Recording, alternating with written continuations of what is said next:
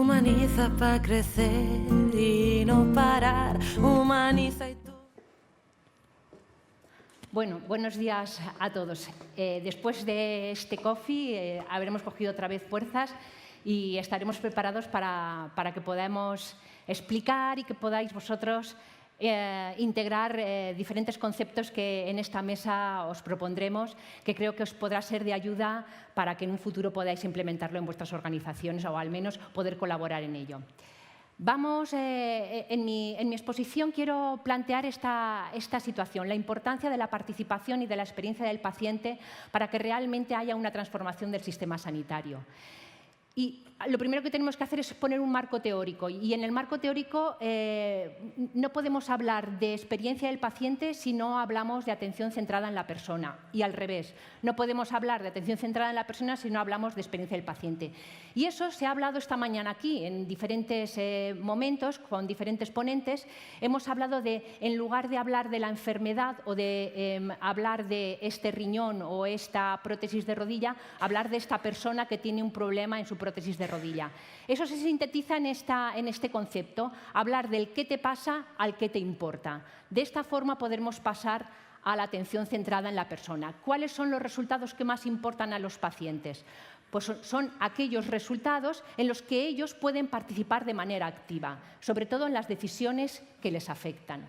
Por tanto, si queremos hacer una atención centrada en la persona y que haya una buena experiencia del paciente, hemos de tener en cuenta qué es lo que les importa a ellos y centrarnos en eso para lo que ellos nos dicen que es importante. Hacemos así un recorrido de cómo ha ido evolucionando el concepto de atención centrada en la persona. Con Avedis Donabedian introdujo el concepto, para evaluar la calidad, introdujo el concepto en 1966 de estructura, proceso y resultado. De esta manera, él hacía una forma, consideraba que era una manera de poder evaluar la calidad de los servicios sanitarios. Un poco más tarde, 3 años más tarde, Balint, que es una médica de atención primaria en Reino Unido, hace una distinción entre la medicina que es tradicionalmente enfocada en la enfermedad a la medicina que es centrada en el paciente. Y bueno, habla de la experiencia del paciente, habla de la relación médico-paciente, incluso forman los grupos Balint, de los que seguramente habéis oído hablar, en las que los profesionales ponen en común estos aspectos más emocionales que tienen que ver con la atención centrada en el paciente. Más tarde, en el 77, Hegel formula el modelo biopsicosocial, aquel modelo en el que, como todos sabéis, pasamos de un modelo biomédico a un modelo biopsicosocial en el cual se tengan en cuenta los factores biológicos, obviamente, el paciente necesite que se cure su problema de salud, pero también necesita que se tengan en cuenta los aspectos psicológicos, sociales y ambientales. Más tarde, Harvey Picker funda el Instituto Picker junto con su esposa. Su esposa tuvo un problema de salud, tuvo que ser ingresada y al ser dada de alta explicaba que la atención había sido perfecta, no tenía nada que decir, había salido con su problema de salud resuelto, pero que la atención y su experiencia como paciente podría ser mejorada. Ellos, a partir de esto, forman el Instituto Picker. Es un instituto que está centrado en todos los aspectos que tienen que ver con la atención centrada en la persona y a partir del cual se hace luego el cuestionario Picker, que es un cuestionario que todos vosotros conoceréis, que muchas veces se utiliza para poder captar la experiencia de los pacientes. Y en el 2001 se publica esta publicación de la Academia de Medicina de Estados Unidos. Pensó que había que darle una vuelta al modelo de atención sanitario y considera que ya hay 6 claves para cambiar ese modelo de atención sanitario. Y entre esas claves, la que consideran que es clave es que haya una atención centrada en el paciente. Todo este recorrido que hemos hecho desde el 66 hasta el 2001, como veis, está hablando de la atención centrada en el paciente, de la experiencia del paciente, de cómo podemos mejorarla, bla, bla, bla, bla, pero en ningún momento lo hacen los pacientes. Hasta este punto hablan por los pacientes, pero sin los pacientes. Y es aquí cuando la Asociación Internacional de Organizaciones de Pacientes en el 2006 hace estos 5 principios, vuelca a estos 5 principios que ellos consideran que son necesarios para que haya realmente una atención centrada en el paciente. Hablan de respeto, hablan de poder decidir, hablan de que puedan participar en las políticas de salud que les afectan, de la accesibilidad y la información. Y finalmente, ya la OMS, como todos también sabéis, hizo una publicación, hizo el marco normativo de las políticas para que haya unas políticas de salud centradas en las personas, en todos los sistemas de salud. Son principios generales que están orientados en todos los países a identificar estas reformas para que los sistemas de salud hagan una atención centrada en las personas. Paralelamente, el National Health Service, como ya sabéis, en 2008 incorpora la experiencia del paciente en su definición de calidad. Voy a poner aquí un poco más por aquí porque a lo mejor así no os molesto a los que estáis por aquí. National Health Service en 2008 hace una publicación en la que dice que es importante la seguridad, es importante la efectividad clínica, pero para que haya una atención de calidad necesariamente ha de tenerse en cuenta la experiencia del paciente. Y es esta publicación del 2008 de un sistema de salud como es el de Reino Unido el que hace un poco evolucionar en el resto de sistemas sanitarios este concepto. ¿Pero qué es la experiencia del paciente? Tenemos diferentes definiciones de lo que es experiencia del paciente. De hecho, todavía no estamos puestos de acuerdo en tener una definición unificada. Y también os tengo que decir, si no tenemos una definición unificada, difícilmente nos podremos medir, porque los indicadores serán diferentes. Por tanto, una apuesta a la que tenemos que ir es a tener una definición única de lo que es experiencia del paciente. En Cataluña, durante el año pasado, hemos estado trabajando sobre todos estos temas y hemos conseguido llegar a esta definición única para que todos los centros hospitalarios, todos los centros de atención primaria, bajo esta única definición, tengan unos indicadores únicos para medir la experiencia del paciente. Pero como esto todavía no lo hemos presentado en Cataluña, no os lo puedo presentar todavía. Si me invitáis para el próximo año, posiblemente os lo puedo presentar. Ahora, de momento, lo que os presento es una definición que sí que hemos tenido en cuenta a la hora de hacer la definición en Cataluña, que es la definición que hace el Instituto Beryl.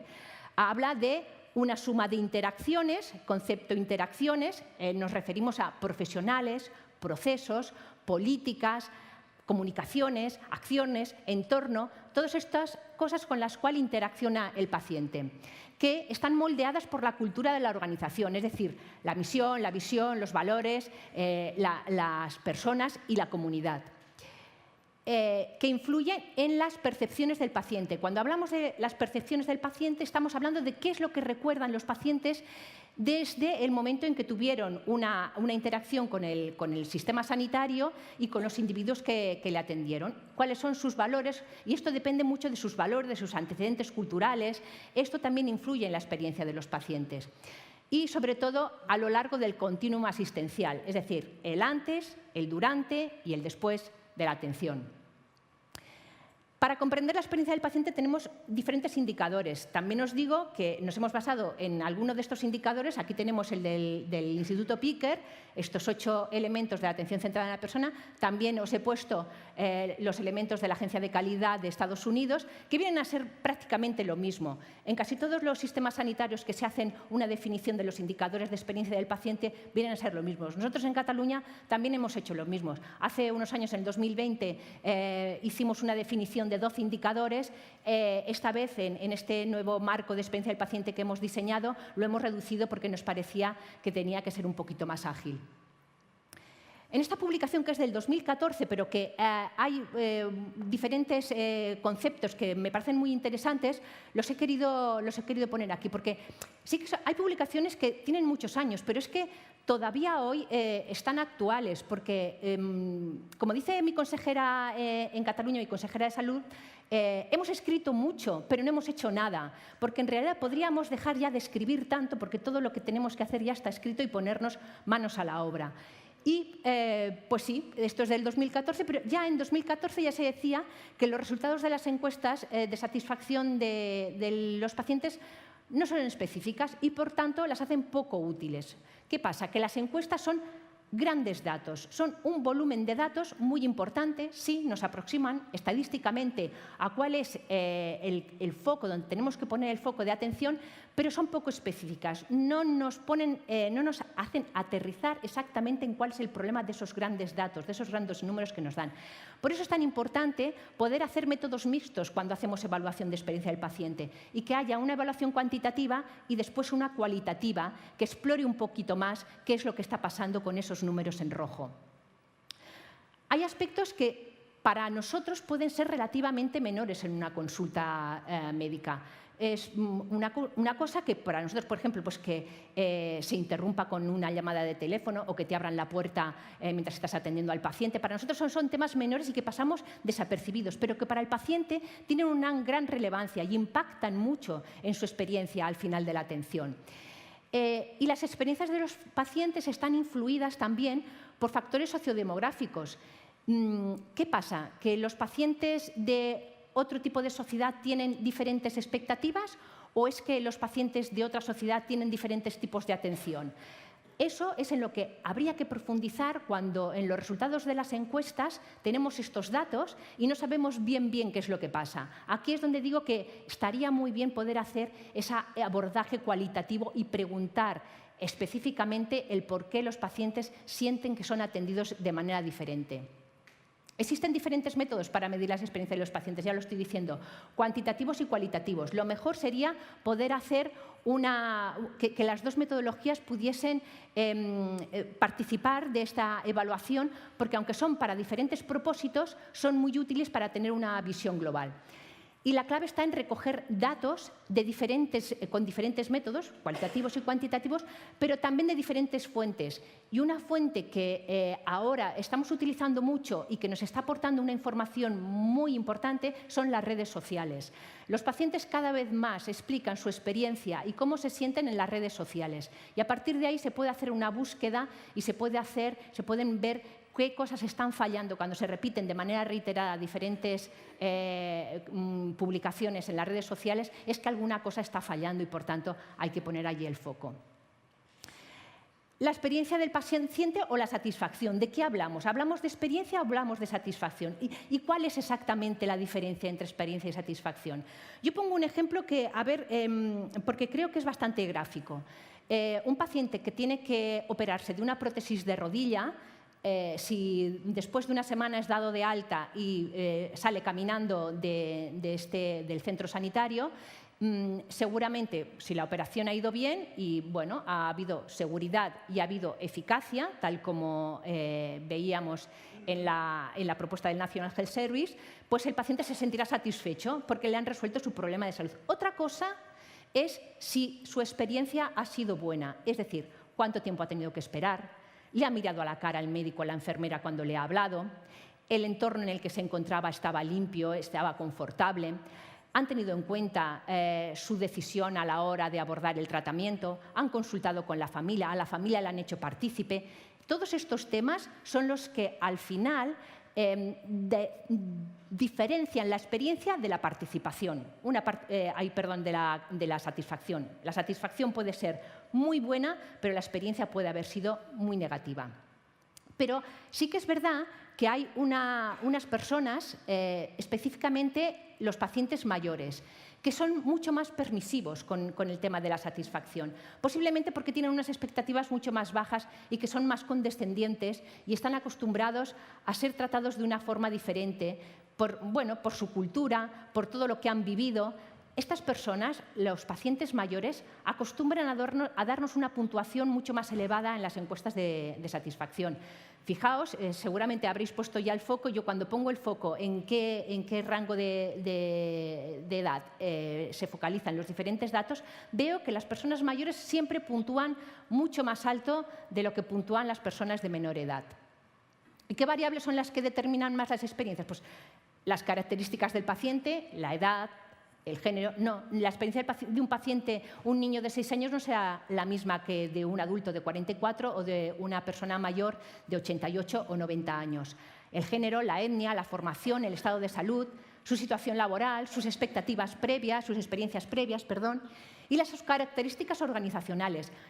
Los consultorios pequeños, perdonad porque aquí no he traducido. Los consultorios más pequeños son los que los pacientes reflejan como más satisfactorios para ellos. Hicimos un estudio lo acabamos de publicar ahora, en la que entrevistamos a diferentes directores de centros de atención primaria a los que los pacientes habían valorado muy bien y aquellos a los que los pacientes habían valorado muy mal, para ver si en la gestión de estos centros podíamos ver que fuera el origen de estas diferencias en la forma en que puntuaban los pacientes. Y no, la forma de gestionar los centros no era, podía haber alguna cosa que sí que pudiera incidir de alguna manera, pero en general, para los pacientes, lo más importante es que eran consultorios pequeños en los que los profesionales eran como una familia y trataban a los pacientes como una familia, en los que había longitudinalidad, en los que incluso los profesionales del mostrador, los administrativos, trataban a los pacientes como una familia y en los que los pacientes tenían una fácil accesibilidad. Estos consultorios pequeños, estas características de las organizaciones, son las que impactan más en la experiencia de los pacientes. Cuando hablamos pues, de experiencia o satisfacción, la diferencia podría estar en estas frases. La satisfacción se refiere a las expectativas y la experiencia se refiere a lo que ha ocurrido, si realmente ha ocurrido lo que esperaba. Es decir, expectativas. Yo, antes de ir a una visita con un médico, con una enfermera, tengo unas expectativas. Mi expectativa es que me van a prescribir antibióticos. Si salgo de esa visita médica sin esa prescripción de antibióticos, no estaré satisfecho, porque yo tenía otras expectativas. Sin embargo, la experiencia es diferente. Cuando medimos la experiencia, medimos: ¿el médico te ha explicado por qué no te prescribía los antibióticos? ¿El médico te ha explicado qué es lo que puede ocurrir si te prescribe antibióticos de manera inapropiada? ¿Has participado en esa decisión final de no tomar antibióticos si no es el momento oportuno? Eso es la experiencia. ¿Y cómo podemos medir la experiencia del paciente? Pues, como os he dicho, tenemos metodología cuantitativa y metodología cualitativa. En este modelo de la Health Foundation del 2013 hablan de elementos desde los más generalizables hasta los menos descriptivos. Los más generalizables son las encuestas, los cuestionarios, todos aquellos mensajes que se envían por SMS, que son un gran volumen de datos, pero son los más descriptivos serían los métodos cualitativos, los métodos en los que se hacen entrevistas en profundidad, en los que se hacen grupos focales, también pueden ser historias de pacientes, la observación, las quejas y los agradecimientos en las que se escriben un texto y en los que se pueden hacer un análisis más cualitativo. Los PREMS, los Patient Reported Experience Measures, son estos indicadores de experiencia del paciente que miden de manera objetiva cuál ha sido la relación del paciente con el sistema sanitario. Son instrumentos que han sido reconocidos a nivel internacional y que miden la calidad de los servicios sanitarios desde la perspectiva del paciente. Elementos como la gestión del tiempo, la calidad de la información, la accesibilidad a los profesionales, la toma de decisiones compartida y la dificultad que han tenido en la navegabilidad por el sistema, que es un elemento que influye mucho en su experiencia, como ya todos sabéis. Tenemos diferentes cuestionarios para medir la experiencia del paciente. Os hablaba antes del cuestionario Picker. El cuestionario Picker ha sido traducido tanto al castellano como al castellano y al catalán. En estas dos publicaciones podéis leerlas y están publicados. Y si queréis tener el cuestionario, conocéis la plataforma BiblioPro. Es una plataforma en la que se puede hacer una búsqueda de todos estos cuestionarios. Son cuestionarios validados a nivel internacional, que son fiables y que, por tanto, son unos indicadores que podéis hacer servir, ya que además están las publicaciones científicas en las cuales podéis encontrar estos cuestionarios. Hablaba antes de la dificultad que tenemos para poder compararnos. Un proyecto que se hizo, ha terminado ahora en el 2024, vino impulsado desde la OCDE. De los 21 países de la OCDE, 18 participaron 60.000 pacientes y 1.200 consultorios de atención primaria. Era una encuesta dirigida sobre todo a pacientes que habían sido atendidos en atención primaria y también a profesionales.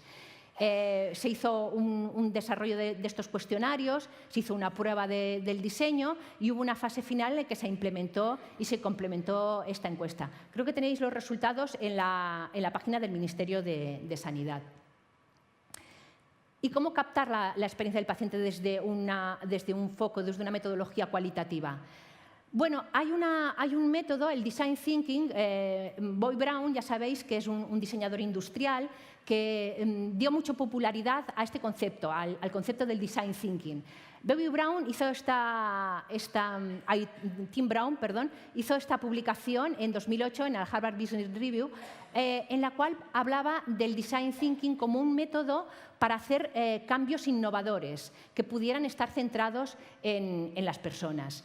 Eran cambios que tenían que estar, obviamente, centrados en las necesidades de las personas, pero que tenían que ser estratégicamente viables y económicamente factibles. Eso eran también dos aspectos muy importantes de esta metodología Design Thinking. Es una disciplina que, como dice Tim Brown, utiliza la sensibilidad y la metodología de los diseñadores para resolver los problemas de las personas. Inicialmente se aplicó en el mundo de la industria, pero hemos visto la importancia que tiene y los buenos resultados que tiene si lo aplicamos también en el mundo de la salud. El Design Thinking es una metodología iterativa, es decir, no va en línea, no es lineal, sino que puedes estar en el momento de idear y puedes volverte otra vez a empatizar, o cuando ya estás prototipando, estás viendo que no está funcionando y te vuelves otra vez a empatizar con el paciente. Es una metodología en la que hay multidisciplinaridad, es decir, intervienen profesionales, intervienen pacientes, y es una metodología que está centrada en el paciente y que tiene en cuenta sus necesidades, además de un prototipaje rápido. ¿Eso qué quiere decir? Tengo un colega que siempre me dice: Gloria, no vayamos a la perfección porque la perfección nos paraliza. Vamos a hacer un prototipaje rápido y si vemos que funciona, tiramos para adelante. Y si vemos que hay algo que tenemos que mejorar, pues lo mejoramos. Esto es el Design Thinking. Tiramos para atrás si es que tenemos que mejorar algo. Pero no nos paralicemos para tenerlo todo de manera perfecta. Podemos empezar ya a ir a prototipar aquellas cosas que nos pueden haber salido de hacer estas metodologías para empatizar con el paciente. La primera parte del Design Thinking, el primer elemento de esta cadena es empatizar. ¿Cómo empatizamos con el paciente? Hay dos formas que utilizamos fundamentalmente. El mapa de empatía es una herramienta muy útil porque nos permite que los profesionales se pongan realmente en la piel del paciente, en sus zapatos, que piensen por el paciente, que se pongan en él y piensen qué es lo que siente, qué es lo que ve, qué es lo que escucha, qué es lo que dice, qué es lo que hace.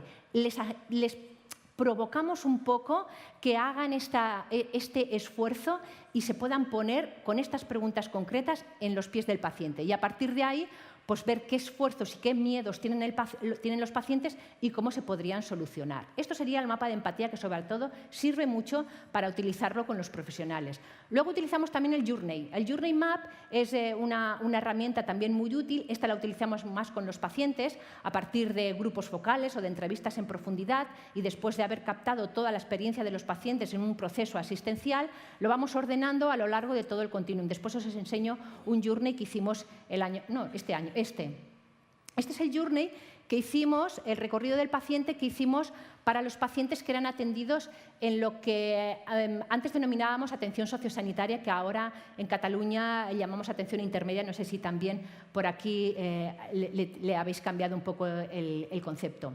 En este Journey podemos ver las diferentes etapas por las que pasa el paciente en un proceso asistencial. En este caso, el proceso es de cómo es ingresado un paciente en una unidad de subagudos, es decir, una unidad de hospitalización en la cual no tiene el suficiente, sobre todo es para pacientes con problemas crónicos que han tenido algún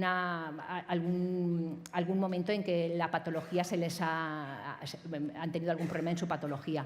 Entonces, pues no son ni para ser atendidos en atención primaria, ni son tampoco para ser atendidos en una hospitalización aguda. Y son ingresados en estos dispositivos que llamamos atención intermedia.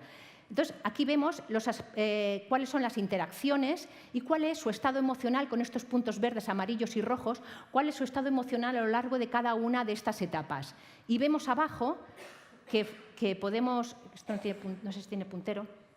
Aquí es donde definimos las áreas de mejora.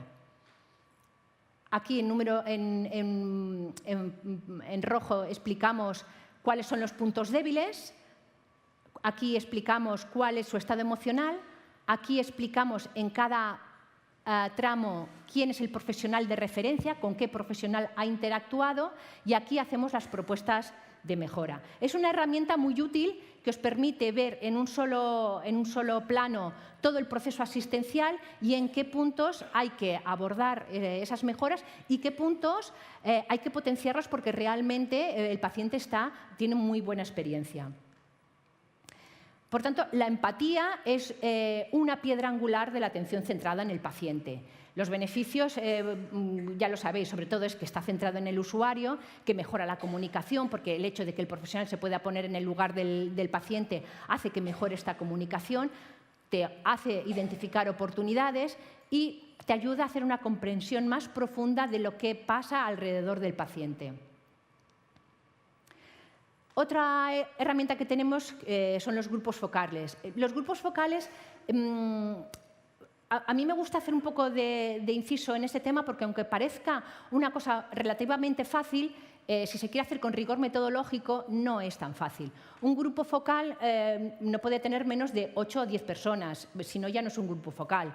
Un grupo focal tiene que tener pues, una persona que dinamice y una persona que tome notas. Un grupo focal tiene que estar grabada toda la intervención y luego tiene que estar transcrita palabra por palabra toda la entrevista.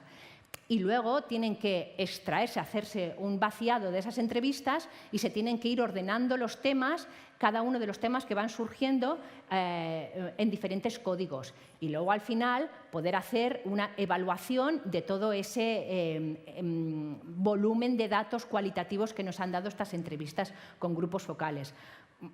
Primero habría que escoger un tema, definir una hipótesis sobre ese tema, determinar qué preguntas queremos poner sobre la mesa para dinamizar estos grupos focales, seleccionar un moderador que sepa, no cualquier persona sabe dinamizar. Esto también me ha ocurrido a mí, de ver que una persona cualquiera, yo hago grupos focales, yo lo hago, no es tan fácil dinamizar un grupo focal. Hay que reclutar los participantes, configurar bien el grupo, organizarlo y analizar los datos. Voy un poco retrasada. El shadowing. El shadowing es una metodología, una herramienta, muy interesante porque nos permite ver con los ojos del paciente en el mismo momento en que está ocurriendo la acción. Muchas veces, sobre todo los pacientes mayores, que son más condescendientes, cosas que nosotros no aceptaríamos, los pacientes mayores sí que aceptan. Incluso nosotros como profesionales somos mucho más críticos que los pacientes. Y yendo a su lado, a lo largo de todo el proceso, vamos viendo cosas que ellos después no reflejarían cuando los reunimos en un grupo focal, pero que si los vemos en el mismo momento, estamos viendo que ahí es un punto de mejora.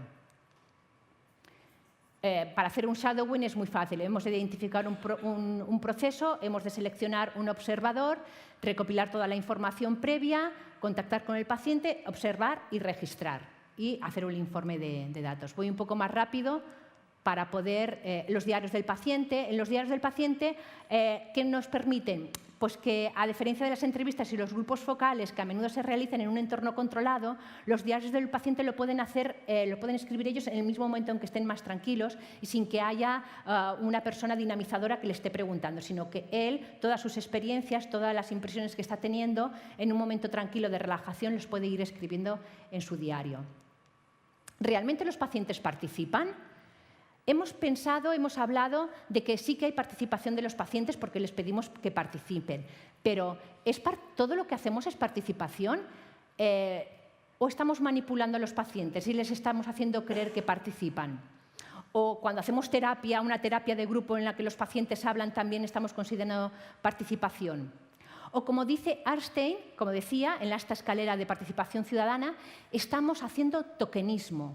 Tokenismo, cuando hablamos de tokenismo, es de una participación simbólica, que es una participación que utilizamos solamente para aplacar a los pacientes, para hacerles creer que están participando, pero que en realidad toda su participación luego no está sirviendo para nada, porque no estamos implementando ninguna mejora a partir de lo que ellos nos han pedido.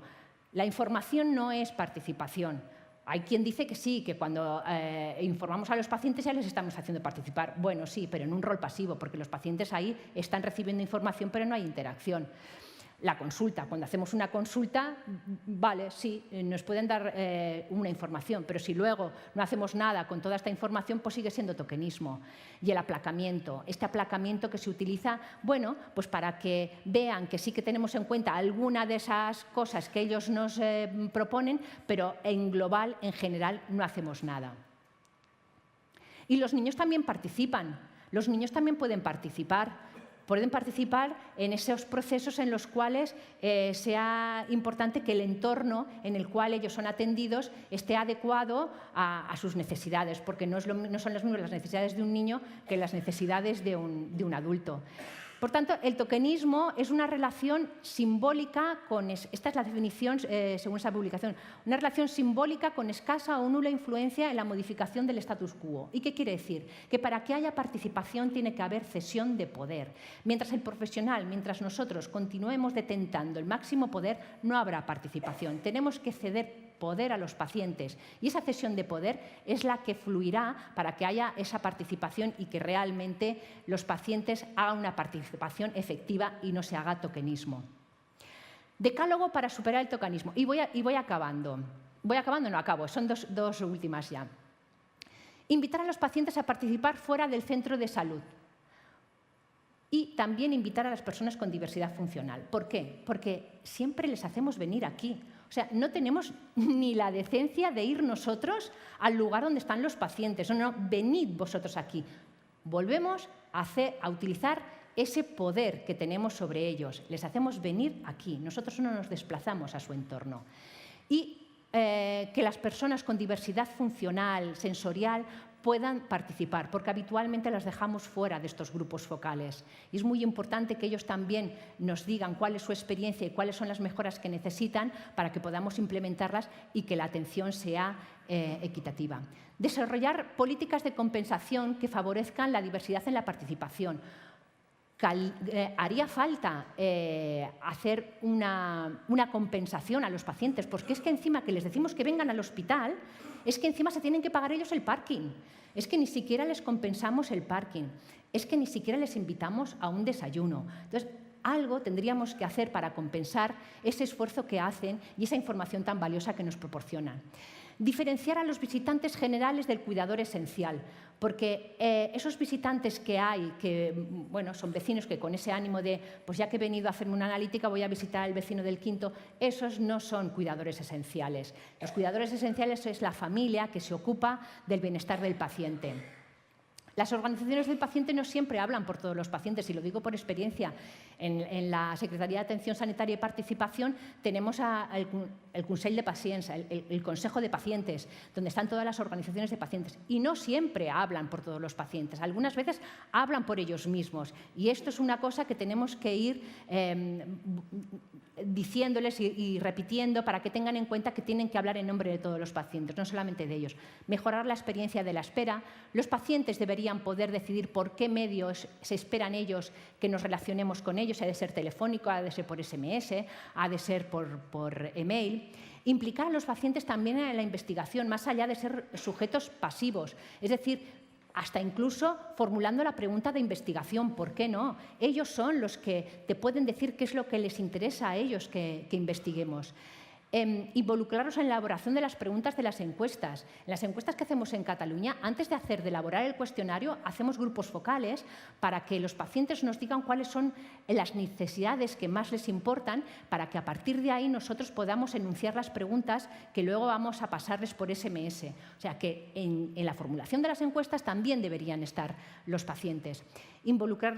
Aceptar los comentarios de los pacientes como una forma de evidencia, porque se toma en serio la investigación médica como una forma de evidencia científica, pero las experiencias de los pacientes se toman como anecdóticas y no se les hace mucho caso porque no es evidencia científica, solamente lo que hacemos nosotros es evidencia científica.